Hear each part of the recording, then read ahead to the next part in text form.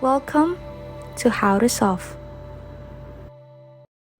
Hey, it's me again. How to fix page isn't available right now on Facebook.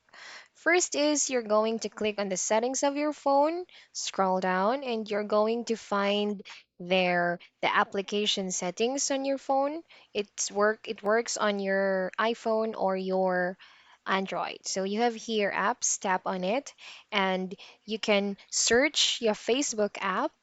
You can just type it down there and just simply tap on search or just scroll it down and find the Facebook application. If you find it, just tap on it and go to mobile data. So first, let's go to mobile data and just toggle it down.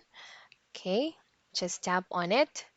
And after that one, you go back and tap on storage. And then you just have to click the clear data on the bottom or the clear cache. It will make the application in your phone reinstalled again. And that's it. Follow for more.